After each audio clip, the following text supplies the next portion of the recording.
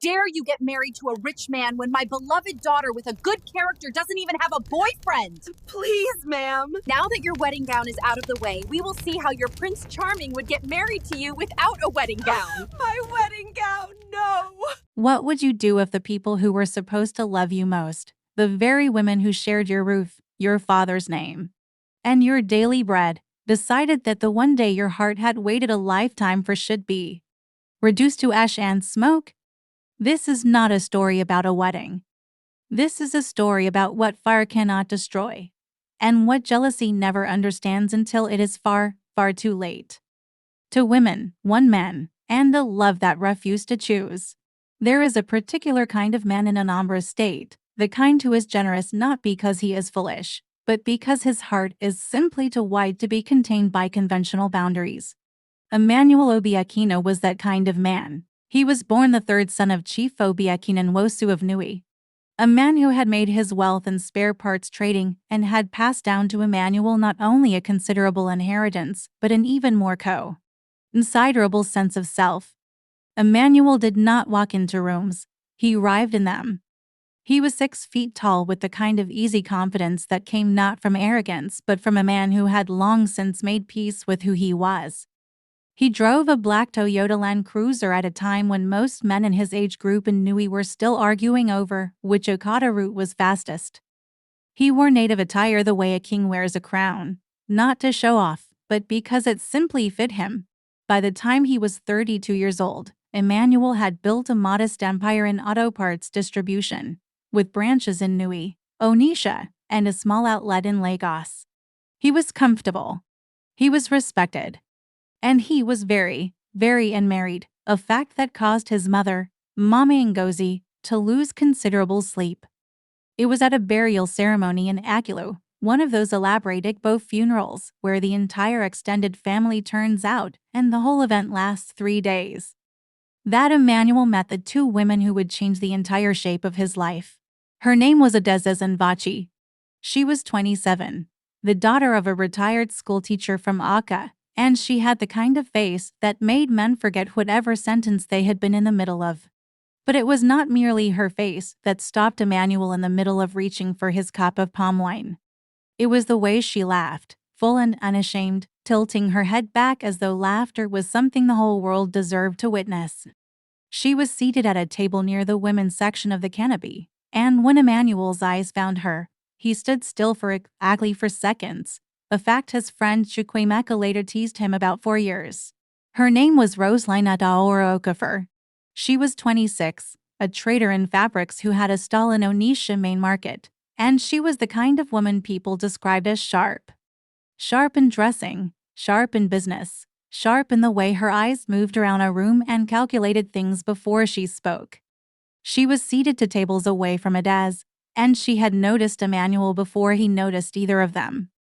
When he finally made his way toward the drinks table, it was Roseline who caught his eye first, deliberately, with a practiced tilt of her chin and a smile that she had refined over many years of knowing exactly what it did to men. Emmanuel, being the kind of man he was, ended up at both tables before the evening was done.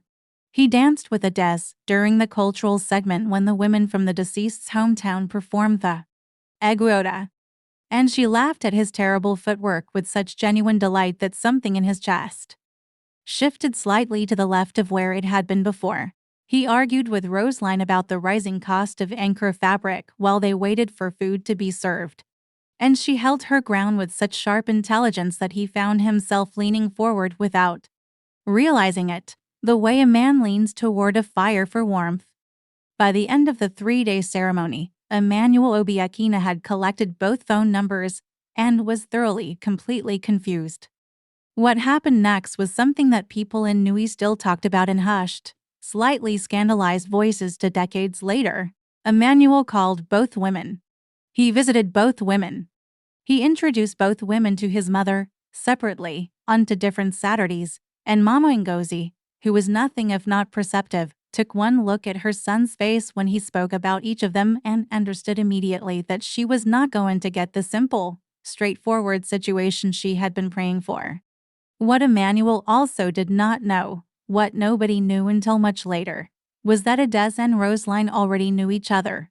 They had grown up in neighboring streets in Akka, gone to the same secondary school, shared textbooks during WEC preparation, and had been, for 7 years of their girlhood and young womanhood, the closest of friends, the kind of friends who knew each other's period cycles and family secrets, and the exact face a person made when they were pretending not to cry, when they discovered, through the particular cruelty of a mutual friend's offhand comment at a market, that they were both seeing the same man. The meeting that followed was equal parts tears, shouting, a period of deep silence, and then, eventually, something that neither of them had entirely expected, understanding.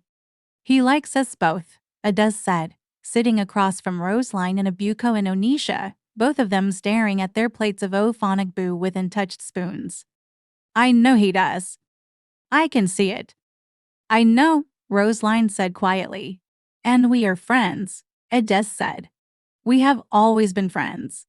I don't want to lose that." Roseline was quiet for a long time. Then she said, "I don't want to lose it either." What followed was a conversation that took 4 hours and 2 refills of Coke and one brief crying spell that they both pretended afterwards had not happened. At the end of it, they had reached no firm conclusion except that they would both speak to Emmanuel and let him decide. Emmanuel, when presented with this situation by 2 women seated together in his sitting room on a Wednesday evening, a scene so unexpected that he dropped his car keys and did not pick them up for a full minute, did not do what most men would have done. He did not panic. He did not lie. He sat down, looked at both of them, and after a very long silence said, "I like you both. I will not pretend otherwise. I have money and I have a big compound. My father married 2 women and they were happy. I am not saying this is what you want. I am asking you to think about it." Most women would have stood up and walked out. Ades and Roseline looked at each other for a very long time with the particular language of women who have known each other for years, a language made of small expressions and remembered history and things that don't need to be said out loud. What they decided surprised everyone, including themselves. They said yes. The compound, the children, and the poison that wore the face of friendship. Emmanuel built a proper compound, 2 houses, side by side, painted the same cream color, separated by a garden that Ades immediately filled with aziza leaves and scent leaf and small flowers chical. Led by names nobody else knew, Roseline's side had a veranda where she set up a small fabric display, because Roseline was not a woman who rested. The 2 wives did not become enemies immediately. That is the important thing to understand. For the first year, they managed something close to what they had been before. Not perfect, but warm. They cooked together on Sundays. They attended church together. When Emmanuel traveled to Lagos for business, they sat on a Daisy's veranda in the evenings and talked in the low voices of women who are navigating something complicated together and have chosen, for now, to navigate it as allies. It was the pregnancy that changed everything. Ades became pregnant first, by 3 months. She was radiant in the way some women are radiant when they are carrying a child, as though the pregnancy had unlocked some additional light source inside her. Emmanuel was overjoyed. He bought her imported vitamins and drove her to the specialist clinic in Akka for her antenatal appointments. He held her hand in a way that he did not notice was different from how he held Roseline's hand. But Roseline noticed. Roseline noticed everything. She watched Emmanuel touch a Daisy's belly with both hands, watched him lean down to speak to the unborn child in the low, private voice of a man who has already fallen in love with someone who hasn't been born yet. She watched him bring Ades the specific pepper soup she craved at 11 o'clock at night without complaint. She watched the compound shift, imperceptibly but unmistakably, like a house settling, with Ades at its center and Roseline slowly moving toward the edges. It was during this time that something in Roseline cracked. She would not have called it what it was, jealousy mixed with fear mixed with the particular loneliness of a woman who realizes she is losing a competition she never agreed to enter. She would not have named it that. She would have called it pain. And it was. It genuinely was. But what she did with that pain was something that not even the friend who had known her for 20 years could have predicted. It started small. So small that even a careful person would have missed it. A pinch of something into a Daisy's evening soup when Roseline offered to cook for both of them. A gesture that looked, from every angle, like kindness. Adez, who had always trusted Roseline the way you trust the person who taught you how to braid hair and helped you through your first heartbreak, ate the soup without suspicion. It was not a fast poison. It was not the kind that appears in Nollywood films, no dramatic collapse, no writhing on the floor. This was something slower and quieter and in many ways more terrible. An accumulation.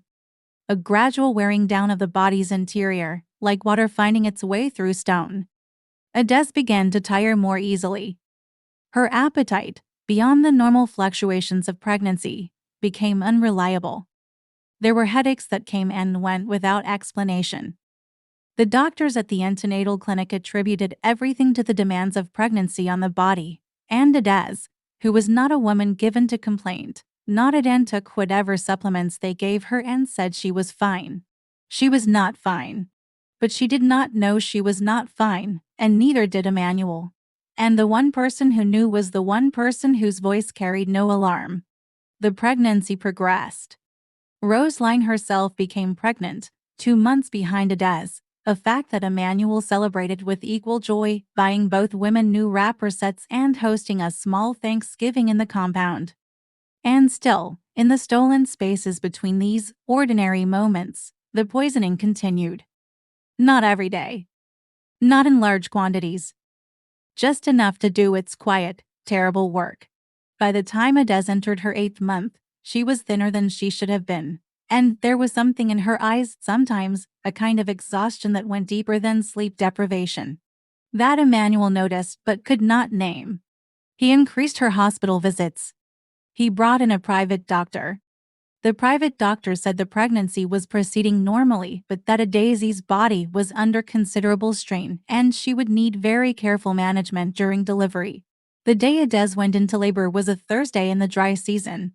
Emmanuel drove her to the hospital himself, his hands tied on the steering wheel, his normally steady face carrying the first visible fear anyone had seen on it. Roseline, 5 months pregnant herself and visibly round, stood at the compound gate as they drove out and waved them off with an expression that a photograph would have called concerned. The labor was long and increasingly dangerous. Daisy's body, weakened by months of damage it didn't know it was sustaining, could not do what it needed to do. After 12 hours, the decision was made for an emergency cesarean section. Emmanuel sat outside the theater on a plastic chair with his hands clasped between his knees, praying in Igbo in a voice so low the nurses walking past couldn't hear the words. The baby was born alive and healthy, a girl, red-faced and furious and screaming with a power that her mother had spent months fighting to preserve without knowing it. Adez did not survive the surgery. The doctors came out and told Emmanuel with the gentle, practiced professionalism of people who have had to deliver this news before, and Emmanuel Obiekina, this tall, confident, easy man, sat back down in that plastic chair and did not stand up again for a very long time. The girl was named Chidinma. It means God is good. Emmanuel named her himself, weeping in the hospital room beside the woman he had loved, because even in the worst moment of his life, he believed it was still true, even if he could not yet understand how. The child who grew like a flower in difficult soil, Chidinma Obiekina, grew up in a compound where love came from her father and silence came from her stepmother, and she learned, with the particular intelligence of children who must, to read the difference between the two. Roseline gave birth to her daughter 2 months after Daisy's death. She named her Amarachi, God's grace, and from the first moment she held the baby, something in Roseline rearranged itself permanently. She had gotten what she wanted. She was the only wife now. She was the primary woman in Emmanuel's compound and Emmanuel's life. She had won in the way that people win when they have done something terrible. The consequence has not yet found them. But she had also lost something she had not anticipated losing, the ease of herself. The Roseline who laughed freely and argued about fabric prices and was Daisy's best friend for 7 years, That woman had been replaced by someone harder and more watchful and less able to rest. Guilt has a way of doing that. It doesn't always announce itself. Sometimes it just quietly replaces you with someone smaller. She was not cruel to Chidinma in the obvious ways. Emmanuel would not have permitted it. That much she knew clearly. Emmanuel doted on his daughter with the fierce, grieving love of a man who had lost the child's mother and was determined that the loss would stop there. He plaited Chidinma's hair himself when she was small, using the hair clips Ades had bought before she died and kept in a pink tin that he never threw away. He took her to school and fetched her himself on days when he was not traveling. He told her stories about her mother, about the laugh, about the Aziza garden, about the way Ades had danced at that burial in Agulu all those years ago.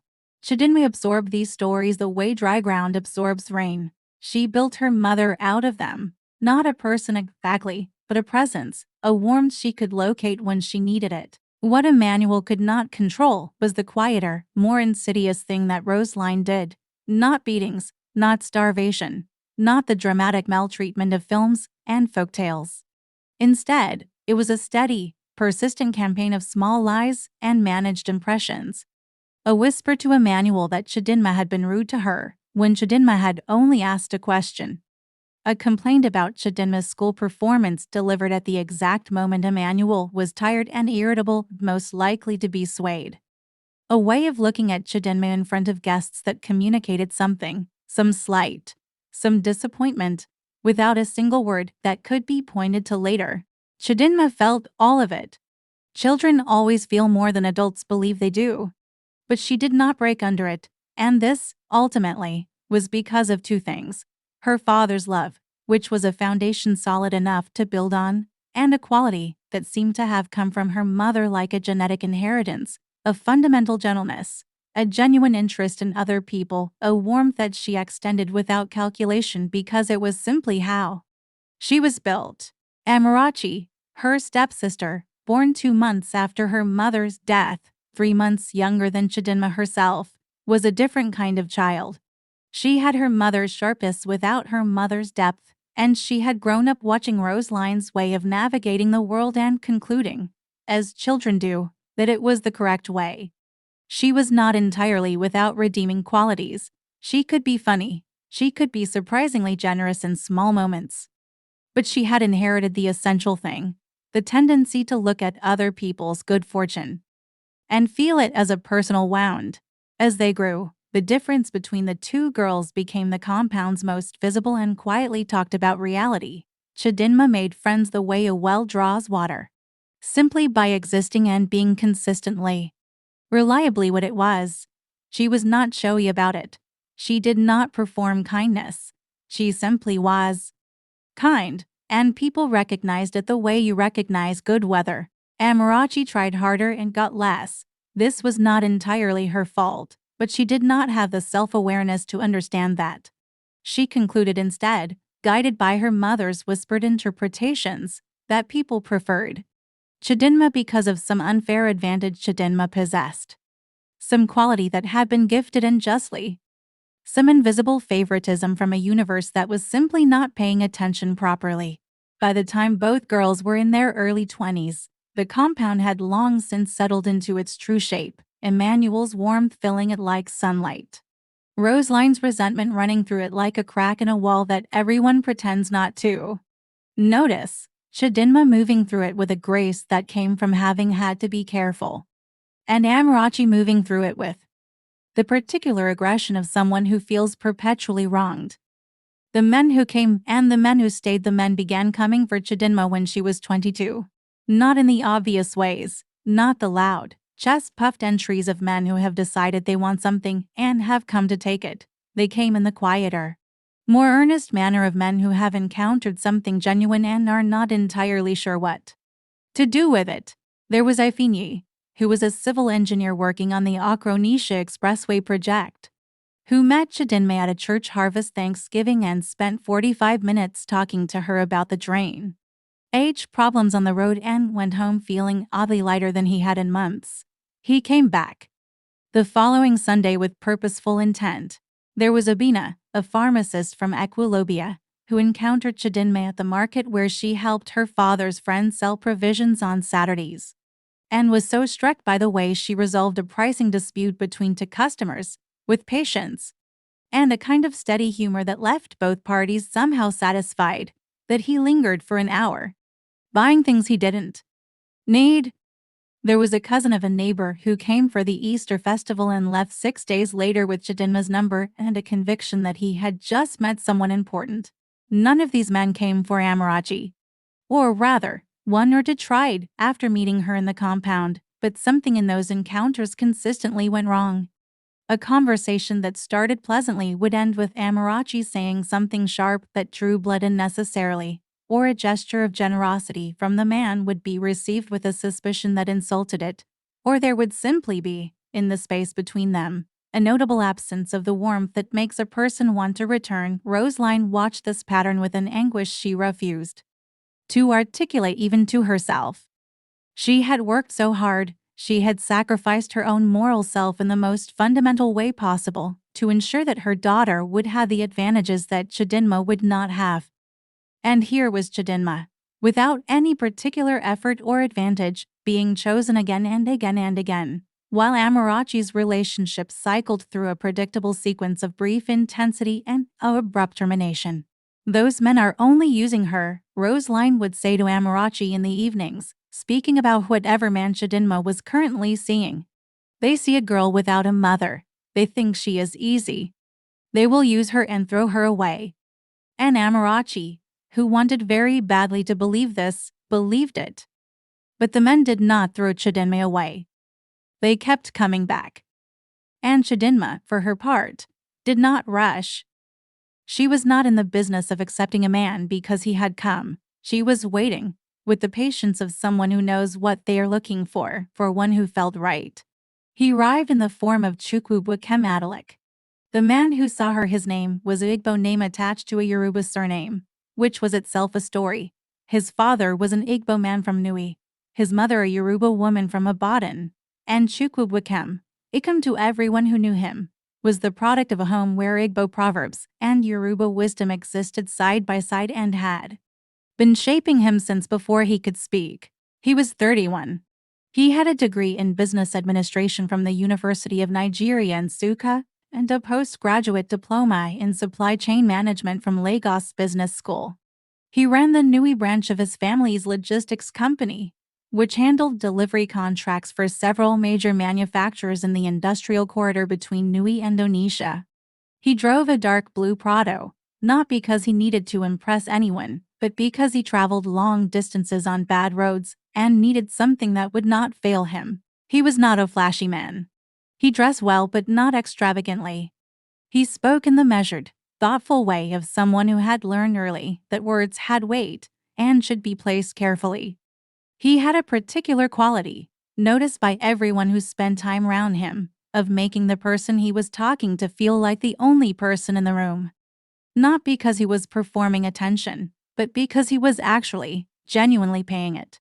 He met Chidinma at a naming ceremony in Nui, the son of a mutual family friend, where she was helping coordinate the catering because the woman who had been hired had cancelled at the last minute, and Chidinma, characteristically, had stepped in without being asked. Ikem watched her for 20 minutes before he introduced himself, not because he was shy but because he was interested in seeing how someone behaved when they thought nobody important was looking. What he saw was a woman managing chaos with a calm that was not the calm of detachment but of deep, confident capability. He watched her redirect a confused caterer, comfort a flustered new mother, locate a missing item that 3 other people had been searching for, and do all of it without losing the soft quality in her face that made her look like none of it was particularly difficult. Then he walked up and said, simply, "You are very good at this." She looked at him with the frank, evaluating look that women develop when they have been approached by many men and have learned to distinguish quickly. Then she said, "Thank you. Are you here to help or to observe?" He smiled. "I can be whichever is more useful." She handed him a box of drinks to carry. He carried it. And then he carried another one.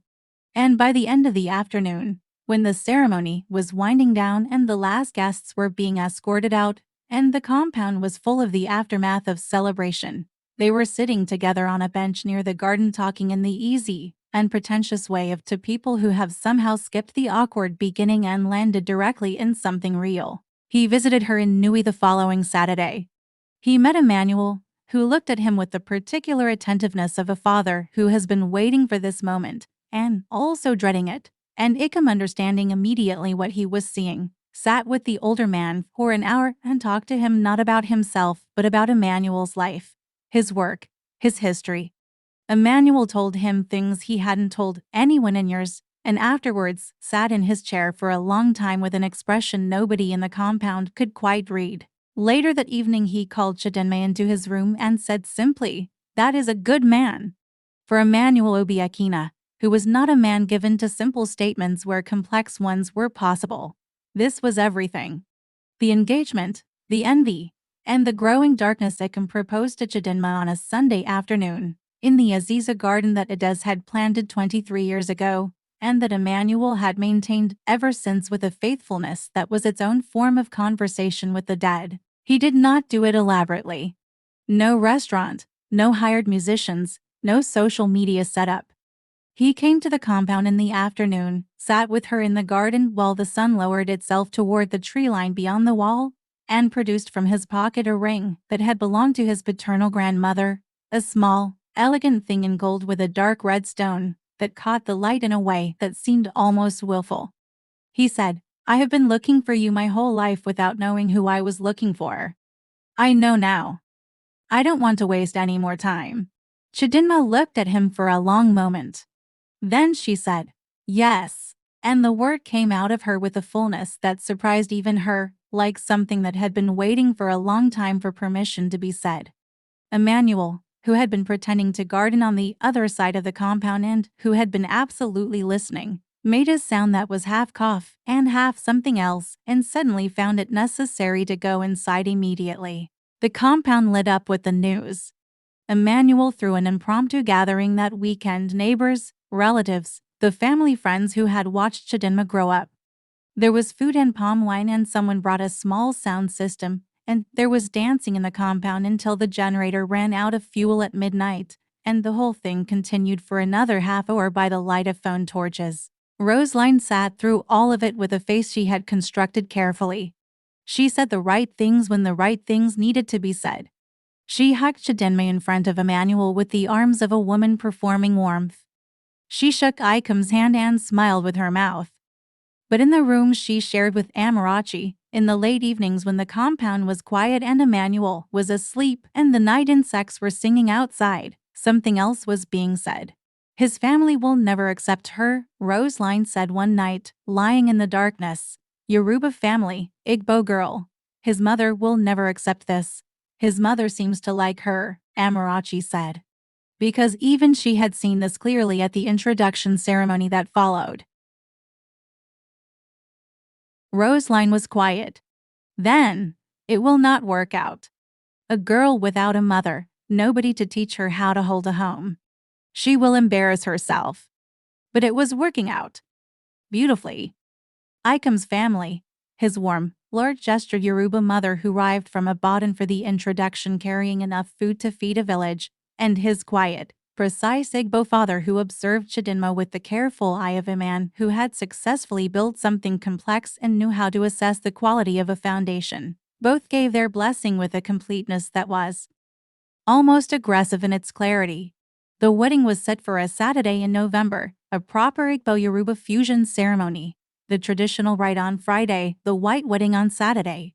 Ickham paid the bride price with a thoroughness that made the older men on Emmanuel's family side nod at each other with expressions that communicated approval in the language of elderly Igbo men who have seen many things. Chidinma's wedding dress was made by a seamstress in Onisha who had been sewing bridal gowns for 30 years. It took 6 weeks and for fittings and a level of collaborative creative investment between the seamstress and Chidinma that was closer to art than commerce. The dress was ivory, off-shoulder, with detailed hand-stitched Igbo-inspired geometric patterns along the bodice that mirrored the Yuli designs that Adez had painted on the walls of the house before Chidinma was born. Chidinma had found photographs of those paintings in an old album her father kept, and she had brought the photographs to the seamstress and said, "I want my mother in this dress somehow." The seamstress, who was not a sentimental woman by profession, looked at the photographs and then at Chidinma and said nothing for a moment. Then she said, "Leave it to me." The dress was extraordinary. Everyone who saw it said so. It was the kind of dress that carried a story visibly. You looked at it and understood immediately that something important had been poured into it. Emmanuel saw it at the final fitting and had to leave the room. It was hanging in Chidinma's room the night before the wedding, covered in a white protective cloth, waiting for morning. The night before the burning, Roseline had been watching the preparations accelerate for weeks with the sick feeling of someone watching a clock count towards something they cannot stop and cannot accept. It was not a single specific thing. It was the accumulation of everything. The dress that was too beautiful, the man who was too good, the family that had welcomed Chidinma too warmly, the compound that was too alive with joy, the father who looked at his daughter with too much pride, the future that was raying itself in front of Chidinma with too much generosity.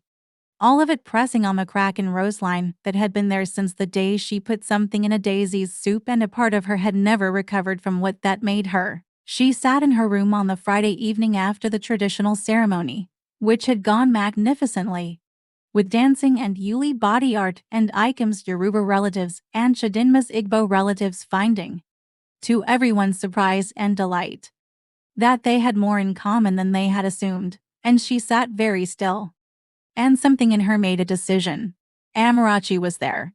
Amarachi, who had sat through the traditional ceremony watching a man she had briefly liked herself dance with her stepsister in the center of the compound while everyone all elated, and had gone home with something hard and bitter lodged in her chest. "The dress," Roseline said, in a voice so quiet that Amarachi had to lean in to hear it. Amarachi looked at her mother. "The dress is in her room," Roseline continued. "She is sleeping in your father's main house tonight. Her room is empty." The silence between them stretched. "Mama," Amarachi said, "do you want to watch her win everything?" Roseline asked, and her voice cracked on the word everything in a way that was the closest she had ever come, in all these years, to saying the true thing, to saying, "I have carried this since before you were born and I have never been able to put it down." They told themselves it was only the dress. They would burn only the dress. Not harm her, never that. Just remove the dress. Just take this one perfect thing. Just introduce a gap in the perfection of tomorrow that could not be filled in time. They waited until the compound was deeply asleep. Roseline moved through the familiar darkness with the confidence of a woman who has lived in a place for 20 years. She used the spare key that Emmanuel kept on a hook in the kitchen. The one he kept for emergencies. The dress burned quickly. Beautiful things, apparently, are not fireproof. They returned to their rooms. They lay in the dark. And Roseline, for the first time in many years, felt the full weight of what she had done. Not the old thing, not the irreversible thing from 23 years ago, but this small and petty and desperate act of spite, and understood, somewhere in her body if not yet in her mind, that it had not given her what she had thought it would give her. The clock had not stopped. Morning was still coming. The morning, the ashes, and the decision. Chidinma woke at 6:15 on her wedding morning. She woke with the particular alertness of someone whose body understands that the day is significant before the mind has finished catching up. She lay for a moment in the bed in her father's house, listening to the compound wake, the neighbor's rooster, a distant radio beginning its morning program, her father's slippers on the floor above, his morning cough that she had heard every morning of her life.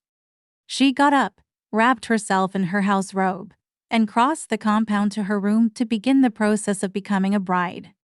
The smell reached her before she opened the door. It was not a strong smell. The burning had happened hours ago and the night air had done its work, but it was there, faint, unmistakable. The particular smell of charred fabric and something else beneath it that she could not name, but that settled in her stomach like cold water. She opened a door. The dress was on the floor. What remained of it was on the floor. The white protective cover had been removed and laid to one side, deliberately, carefully. and the dress itself had been burned with focused intent. Not completely destroyed. Perhaps they had been afraid of the fire spreading, or perhaps they had not been able to maintain the purpose of the act longer than a few minutes, but destroyed enough. The bodice was gone. The hand-stitched patterns that had carried her mother's memory were ash. The ivory fabric that had taken 6 weeks and for fittings and a seamstress's lifetime of skill had been reduced to something that looked like the aftermath of a grief. Chidinma stood in the doorway for a long time. She did not cry immediately. The feeling that moved through her was not the sharp feeling of sudden loss, but the deeper, older feeling of recognition, the feeling of something you have always known being confirmed. She had known, with the part of her that had grown up in this compound and learned to read its silences, that something like this was possible. She had not known it would be this specific thing, but she recognized the shape of it. She sat down on the floor next to what remained of the dress.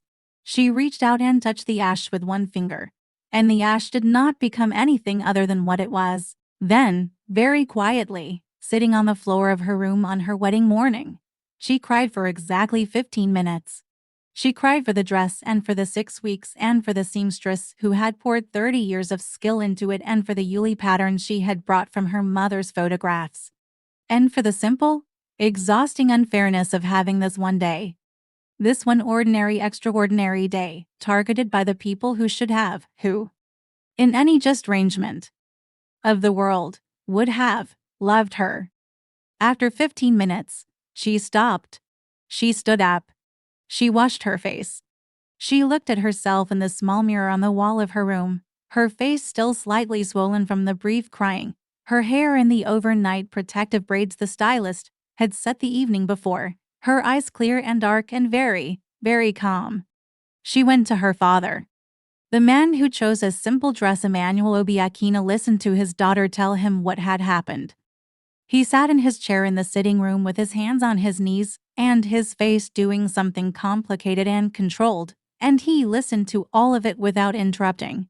When she finished, the room was very quiet. Then Emmanuel stood up. He stood up with the slow deliberateness of a man who has made a decision and is now moving in accordance with it.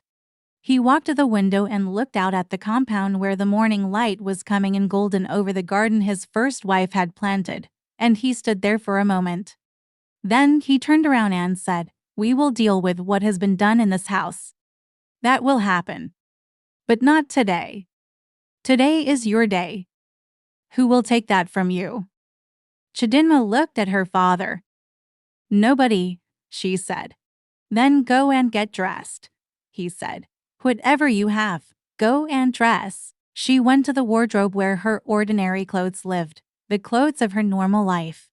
The Chidinma who bought provisions at the market and helped at family ceremonies and sat in the garden in the evenings. She found a dress she had bought in Onisha the previous year, a simple, good quality lace dress in a pale gold color that she had bought for no particular occasion and worn to a friend's birthday. She had earrings that had been her mother's, small gold ones that Emmanuel had kept in the pink tin, and shoes that were plain and well-made and had nothing to do with weddings. Then she called Ikam. His phone rang 3 times. Then his voice, still carrying the warm roughness of early morning, said her name with a question in it, because she was calling on their wedding morning and he could hear immediately that something had happened. She told him. The silence on the other end of the phone was not a long silence. It lasted perhaps 5 seconds. Then Ikam said, "Are you hurt?" "No," she said. "Are you okay?" She considered this honestly. "I will be," she said. "I am okay." "Then listen to me," Ikam said. "Go and dress in whatever you have. Wear your mother's earrings. I will see you at the church." "But the wedding," she started. "The wedding is you and me," he said.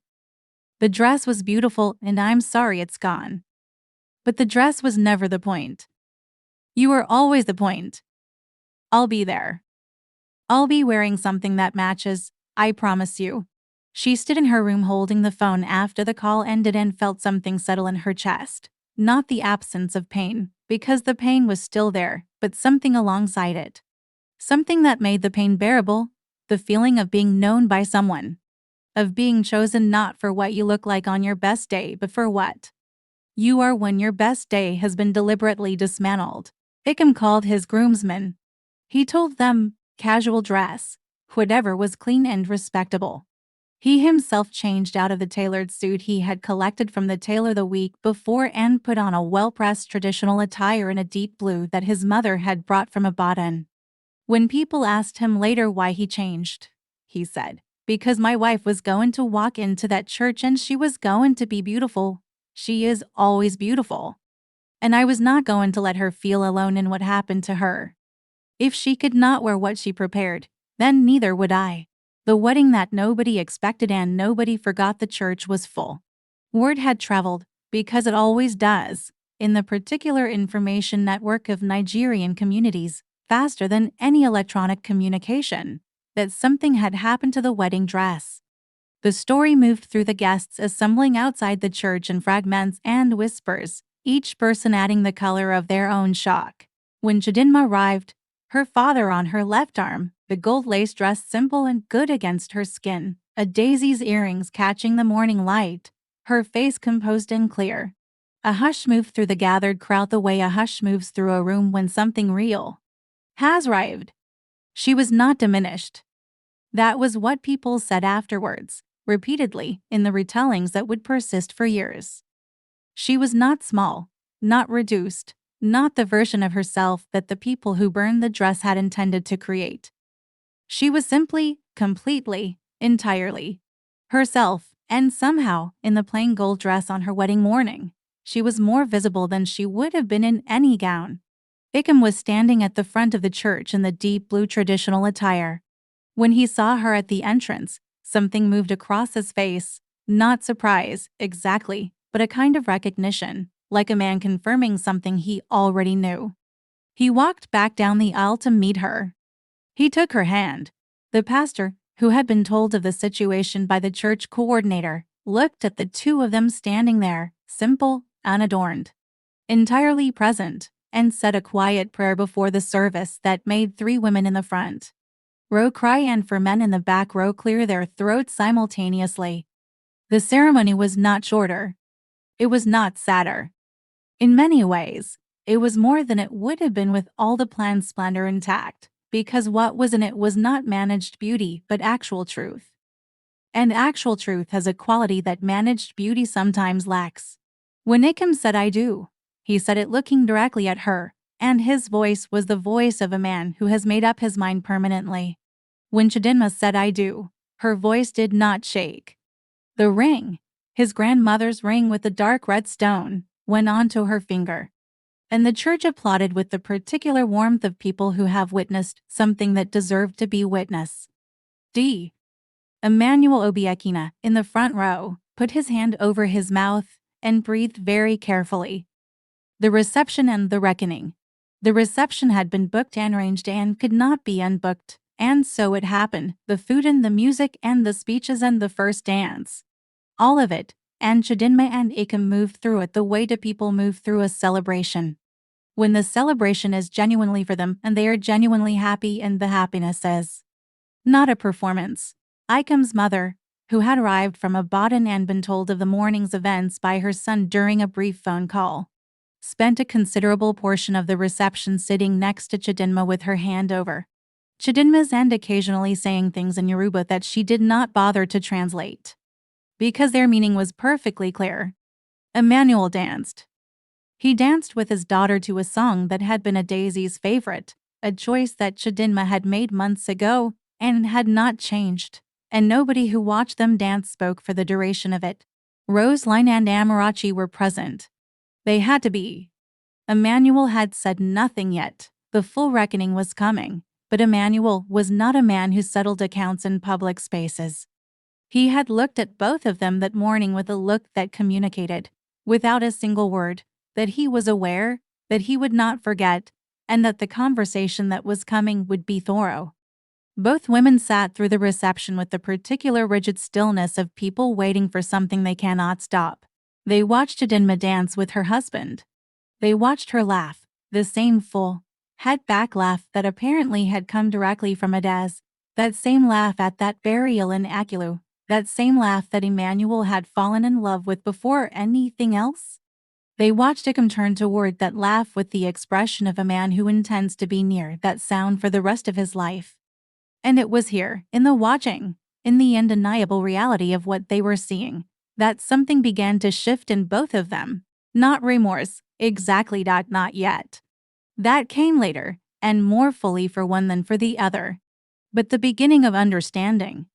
The beginning of seeing what they had failed to understand in all the years of resenting and calculating and performing malice in small increments. They had burned the dress. The dress was gone.